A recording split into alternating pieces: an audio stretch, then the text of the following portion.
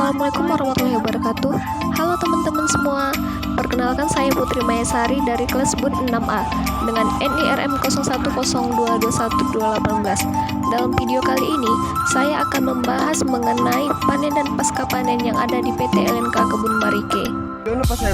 Pemanenan kelapa sawit adalah proses pemotongan tandan buah sawit dari pohon sampai dengan pengangkutan ke pabrik, yang meliputi kegiatan pemotongan tandan buah matang, pengutipan brondolan, pemotongan pelepah, pengangkutan hasil ke TPH, dan pengangkutan hasil ke pabrik atau PKS. Kegiatan panen kelapa sawit memerlukan teknik tersendiri untuk mendapatkan hasil yang berkualitas.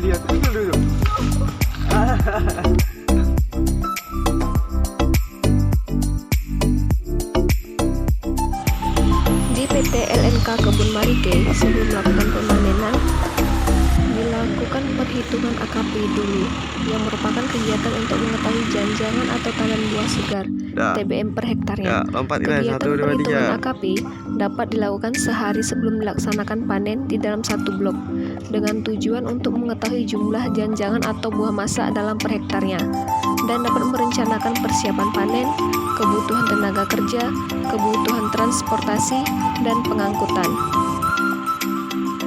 PT LNK Kebun Marike menggunakan rotasi 6/7, yang artinya 6 hari memanen dalam rotasi 7 hari. Hal ini dilakukan agar menghindari buah tinggal, serta tenaga panen dapat digunakan secara maksimal. Rotasi panen diatur dan disesuaikan dengan hari kerja kebun. Ancak panen adalah pembagian areal panen atau yang dipanen pada hari-hari tertentu yang disesuaikan berdasarkan rotasi panen. Pemanen yang diberi ancak dengan luasan yang sudah ditetapkan setiap hari, yang diatur oleh mandor panen, dan apabila ancak selesai dikerjakan, pemanen berpindah ke ancak berikutnya.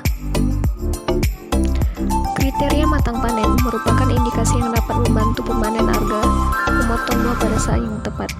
Dalam pelaksanaan pemanenan, pemanen harus memperhatikan kriteria matang buah yang akan dipanen. Hal ini bertujuan untuk menghindari buah mentah yang terpanen sehingga menyebabkan loses pada panen. Sebelum TBS diturunkan, dilakukan penurunan pelepah terlebih dahulu, lalu pelepah dipotong menjadi 3 bagian dengan bongol diletakkan di antara pokok dan daun diletakkan di pasar mati atau gawangan mati, sehingga tidak mengganggu proses pengangkutan janjangan ke TPH.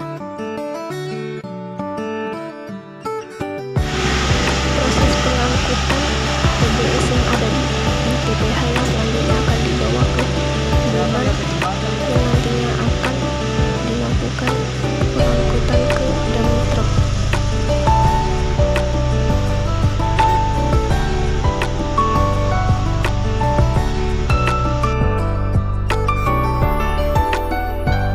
TBS yang dikirim ke PKS harus melampirkan surat pengantar buah untuk penomoran SPBS.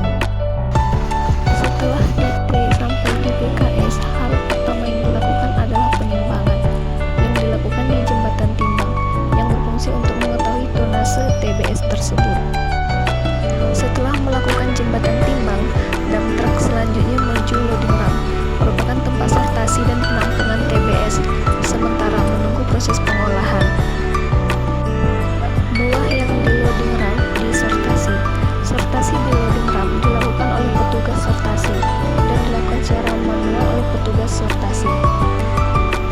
TBS yang disortasi yaitu buah mentah, buah matang, buah kelelak matang, buah hitam, dan buah sakit.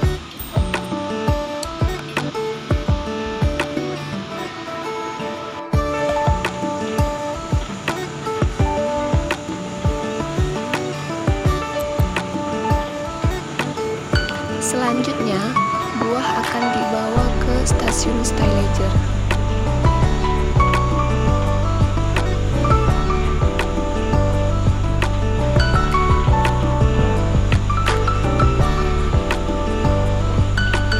Di PKS Tanjung Keliling memiliki 4 tabung perebusan TBS, di mana setiap tabung berkapasitas 28-30 ton dengan lama perebusan 60-90 menit.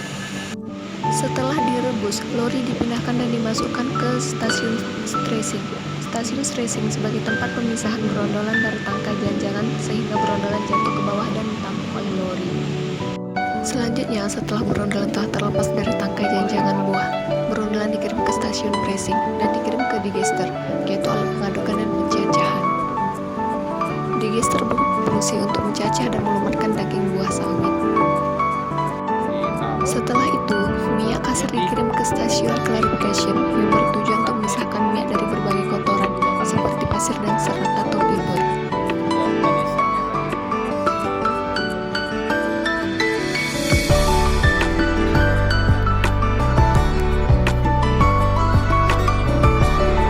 Setelah daging buah dan biji terpisah, dibawa dan diolah ke stasiun kernel, di mana di stasiun kernel negeri Bradley adalah tempat pemisahan cangkang dan kernel.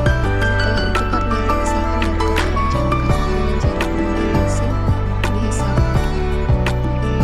Selanjutnya adalah stasiun pemurnian air yang bertanggung jawab atas pemrosesan dan pengelolaan air limbah agar memenuhi standar lingkungan yang ketat. Ini adalah langkah penting dalam menjaga dampak lingkungan yang minimal.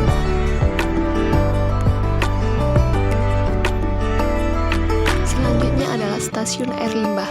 Air limbah yang dihasilkan dari berbagai tahap produksi, terutama dari stasiun pemurnian air, harus diproses secara efektif sebelum dibuang atau dilepaskan. Stasiun air limbah bertanggung jawab atas pemurnian dan pemrosesan air limbah agar memenuhi regulasi lingkungan yang berlaku.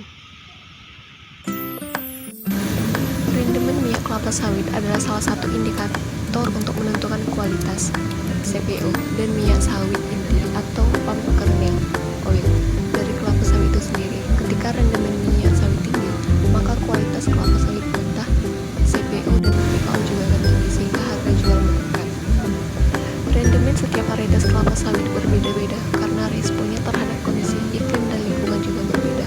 Oleh karena itu, dalam satu kebun disarankan menggunakan varietas yang berbeda untuk keberlanjutan produksi TBS, CPO, dan kernel. Rendemen CPO dipengaruhi oleh banyak faktor, meliputi kondisi TBS saat panen, penanganan TBS pasca panen, termasuk transportasi dan pemrosesan